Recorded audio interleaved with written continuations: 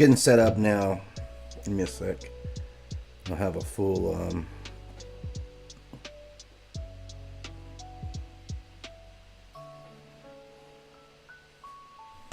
Alright, I just like to monitor my sound on an external, you know how that is. Especially getting it started off. So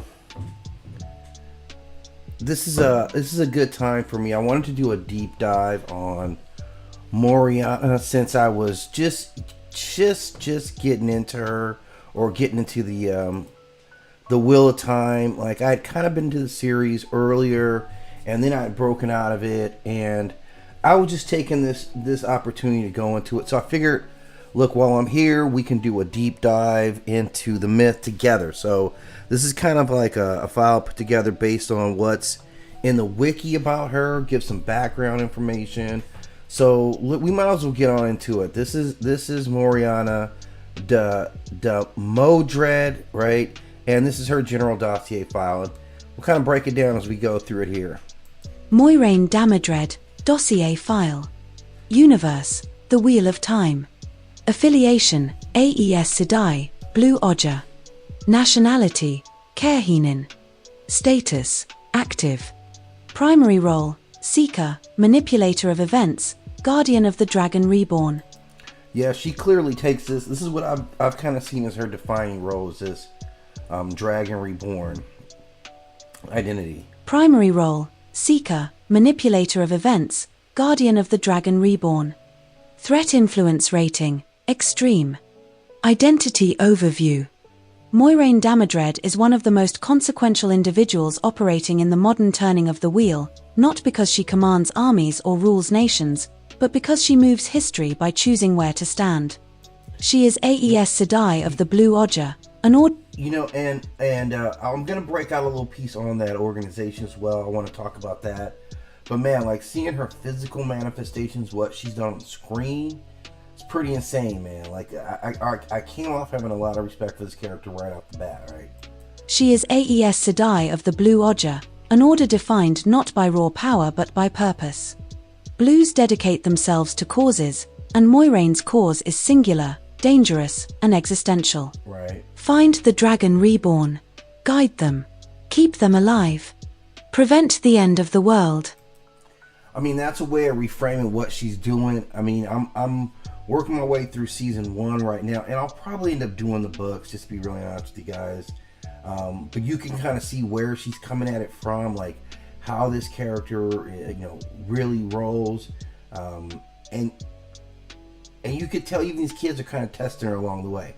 This is kind of where the dynamic is with it right now. But I'm telling you, these guys are up against it, man. This is not a soft heart team in any way. Prevent the end of the world. No pressure. Origins and homeworld. Kerhian, the city of the Sun Throne. MOIRAINE was born into House Damodred, one of the most powerful noble houses in Kerhian, a nation obsessed with Deis Daemar, the game of houses.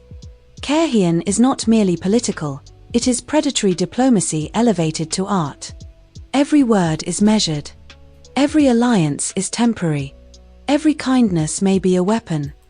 Man, this is kind of reframing her a little bit. I always kind of saw her, or maybe I'm reading her right. She doesn't seem to reflect like this culture of this city, but maybe I'm wrong about that. Every kindness may be a weapon. This culture shaped MOIRAINE long before the One Power ever touched her. Key impact. MOIRAINE learned early that truth is optional, but outcomes are not. Wow, so she certainly will lie in, right? Essentially, that's what it's telling us right here. Okay. MOIRAINE learned early that truth is optional, but outcomes are not. The White Tower and the Blue Ojja. Training and induction. MOIRAINE was taken to the White Tower at a young age, where she trained as a novice and accepted before being raised to full AES Sedai. She chose the Blue Ojja, aligning herself with intelligence gathering, Nice. political influence, covert intervention. Wait, I mean, wow, she's a spy, right? Like, this is a nice way of saying she's a spy. Intelligence gathering, political influence, covert intervention, long-term manipulation of events. Yeah, she's a spy. Covert intervention. Long-term manipulation of events. Unlike reds, greens, or browns, Blues operate like mythological intelligence agencies. Okay. MOIRAINE does not fight battles. She positions people so battles happen where they must. The Dragon Reborn mission. The Search. MOIRAINE enters the story already deep into a decades-long secret mission, tracking the rebirth of the dragon. She knows. The dragon will be reborn. They will either save or destroy the world. No prophecy guarantees obedience, sanity, or survival. She narrows her search to Emond's Field, identifying 5 potential candidates. This alone puts her at odds with the White Tower, the Red Odger, world governments, the Dark One's agents. MOIRAINE knowingly accepts exile, suspicion, and eventual punishment. Wow, I didn't know there was all that backstory coming to it. It starts off, clearly she's on a run, but yeah, I was missing a little bit in that. MOIRAINE knowingly accepts exile, suspicion, and eventual punishment. Companion, Lan Mandragoran. MOIRAINE's warder, Lan, is not just a bodyguard, he is a weaponized oath. Emotionally restrained. Combat perfect.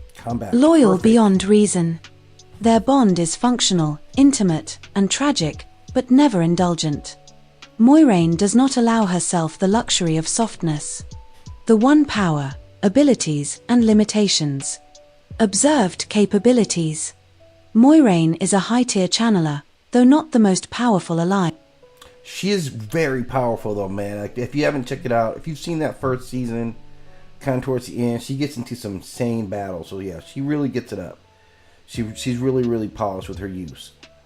MOIRAINE is a high-tier channeler, though not the most powerful alive. What makes her dangerous is control, not magnitude.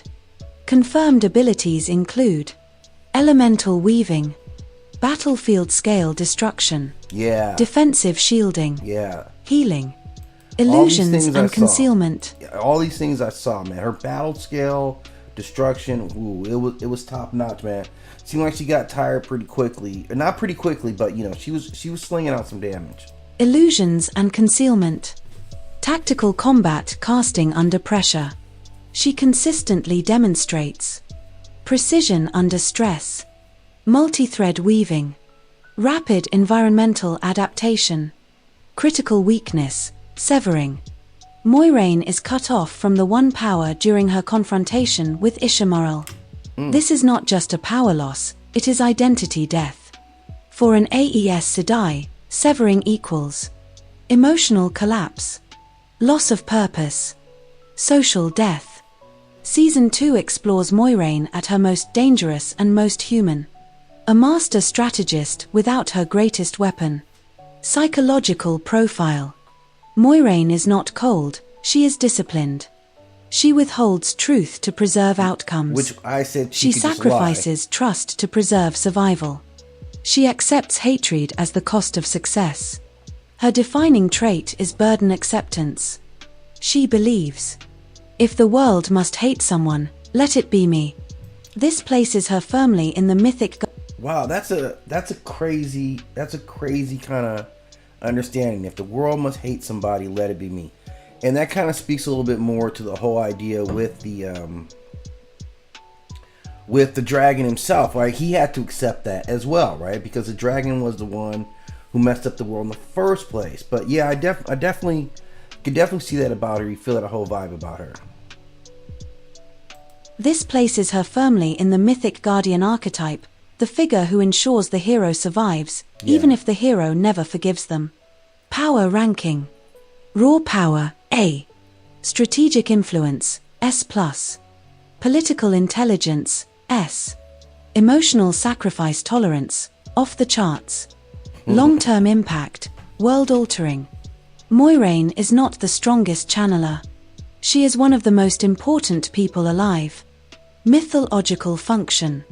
In mythic terms, MOIRAINE represents the seer who acts, the guide who lies for truth, the mother who must remain unloved. She is closer to Athena than Zeus, Odin than Thor, Merlin than Arthur. Without MOIRAINE, the Dragon Reborn likely never reaches destiny alive. Summary assessment. MOIRAINE Damodred is the kind of character history only understands after she's gone. She does not seek legacy. She does not seek gratitude. She seeks continuation.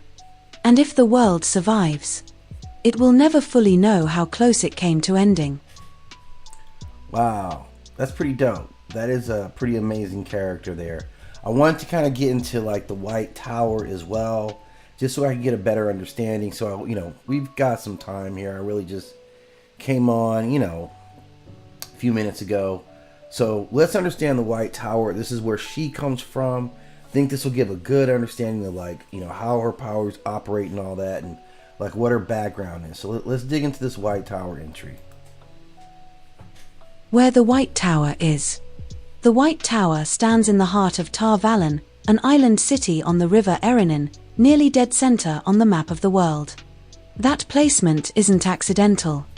Tar Valon is neutral ground. No king rules it. No nation claims it.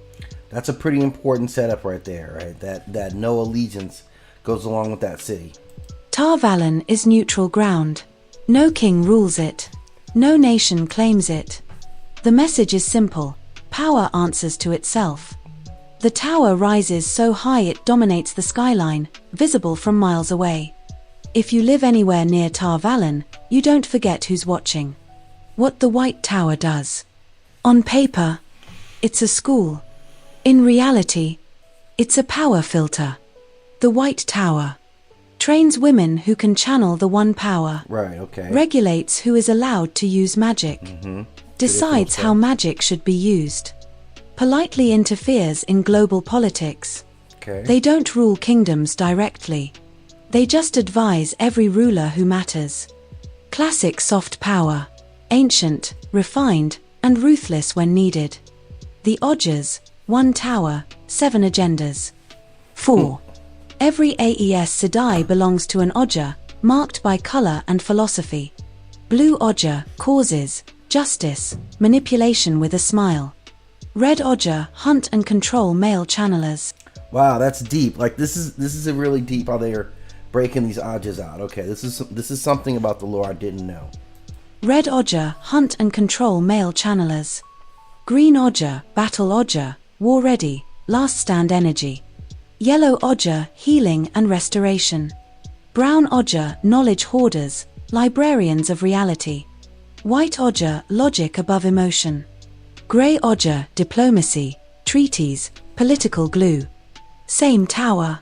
7 world views. Unity is aspirational. Who runs the place?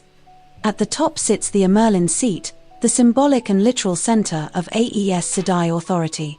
Beneath her, the hall of the tower. The keeper of the chronicles. A web of internal politics that makes royal courts look amateur. Important thing to understand. The tower projects unity, but internally it's fractured as hell. What the White Tower means. Mythically, the White Tower represents civilization trying to control chaos. Knowledge centralized into authority. Fear of uncontrolled power disguised as responsibility. It exists because magic broke the world once. So now that's literally the reference to the old dragon, right? So when he makes this mistake at the end of saving that age, all the males get corrupted, and it's through them that magic destroys the world. So the tower says, never again, but only if we hold the leash. That tension between protection and control is the tower's original sin. Why this works perfectly after MOIRAINE. MOIRAINE is subtle, mobile, ideological. The White Tower is immovable, institutional, political. She's the scalpel. The tower is the operating table. Wow. Going from MOIRAINE White Tower lets your audience zoom out and realize, oh, she's not just acting on instinct. She's operating inside a centuries-old machine.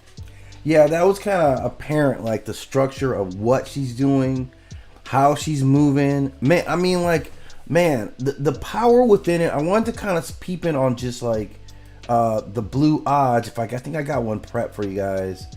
on the Blue Oj. Yeah, and this is her specific group. Like, let's kind of dive into this a little bit as well. If you guys got some questions, obviously just drop them in the comment section. We'll kind of dig through them. But let's talk about the Blue Oj, right? This is her direct affiliation, right? Which I didn't know going into this either, right? Blue Oja. Affiliation, the Wheel of Time. Primary seat, White Tower. Oja color, blue. Operational status, active, politically influential, highly fragmented. Threat influence rating, high. Orientation summary. The Blue Oja represents the most externally engaged and ideologically driven faction within the AES Sedai power structure. Where other Ojas focus on containment, healing, or enforcement, the Blue Oja concerns itself with causes, movements, prophecies, injustices, and long-term outcomes that extend far beyond the walls of the White Tower. They are not unified by doctrine, but by conviction.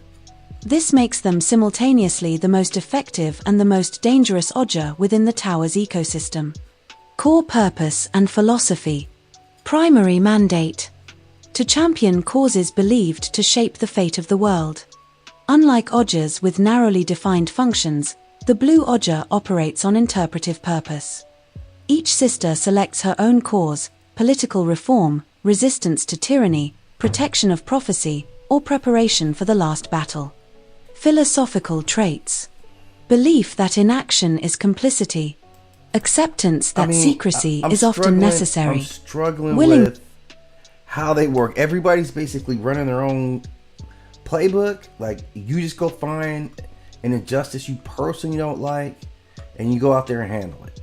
It's essentially what they're saying about their philosophy. So we just got lucky that she's the one who cares about the rebirth of the dragon. So that's we're going to be thankful for that. Willingness to work outside Tower consensus. Long-term vision over immediate order.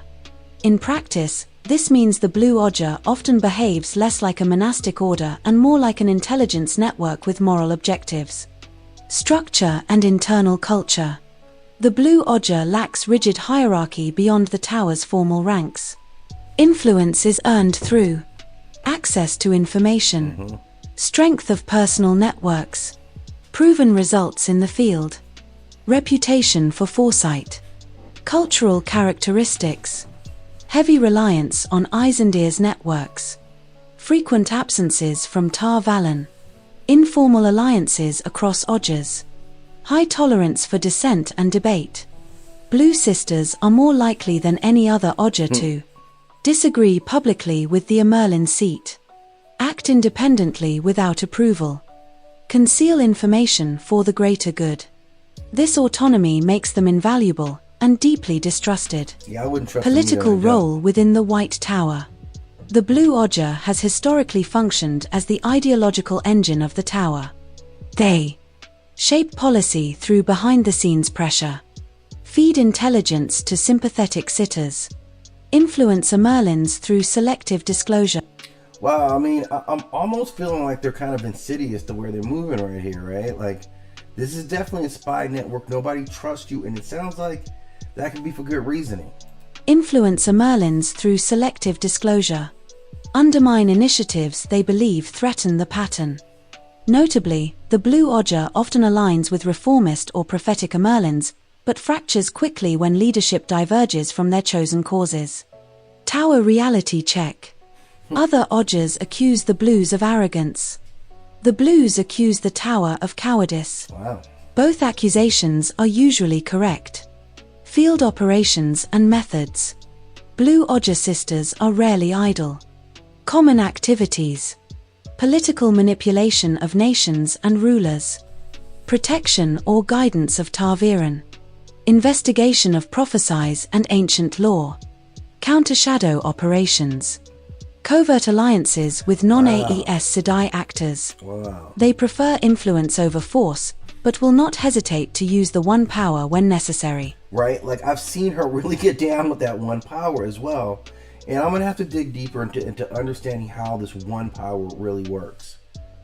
They prefer influence over force, but will not hesitate to use the one power when necessary. Power profile.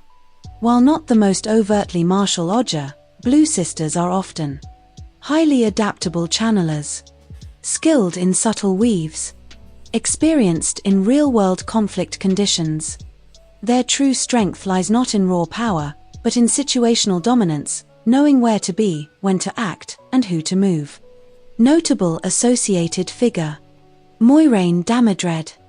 A defining exemplar of the Blue Oja ethos. Our lady here. MOIRAINE demonstrates long-term strategic patience, willingness to operate without support, acceptance of personal sacrifice, absolute commitment to a cause larger than herself. Very true. Through her, the Blue Oja is shown at its most effective and most isolating. Internal weaknesses and risks. Despite their strengths, the Blue Oja suffers from structural vulnerabilities. Fragmentation, no unified agenda. I mean, this is kind of what I was saying. They're all running around just doing their own thing. So I can't, you don't even have support within your own group. So this sounds to me like this was already a problem just from there. It's like a bunch of Sith Lords running around. They're not going to do anything together. Fragmentation, no unified agenda. Secrecy overload, information silos even within the Oja. Burnout, long solo missions with little support. Moral absolutism, ends can justify questionable means. These weaknesses become especially dangerous during periods of tower instability. Symbolic interpretation. From a mythic and narrative standpoint, the Blue Oja represents the Watcher archetype, the burden of foresight, the loneliness of responsibility, the danger of believing you alone see the truth. They are the Oja most likely to be right too early, and punished for it. Overall assessment. Strategic value. Internal stability. Basically ethical none. Consistency, variable. Narrative importance, critical. The Blue Oja is not the conscience of the White Tower. It is its uneasy mirror. Where others preserve the system, the Blues quietly ask whether the system deserves to survive. And that question, more than any spell or oath, is what makes them dangerous. Wow, very insightful piece on the Blue Oja. Just kind of get my hands around this Wheel of Time's lore. So just a brief study session, giving me a lot more information about MOIRAINE, where she comes from, what's going on at the White Tower, what her internal mechanisms are for her crew. So the next time I go live, and maybe later today, kind of depending on how I feel, I'll try to do an evening one. I'll probably pick another character to break out, and we'll just kind of start picking up some more facts as we really, dig into the characters, dig into like what's their motivation, as season 3 starts to unfold.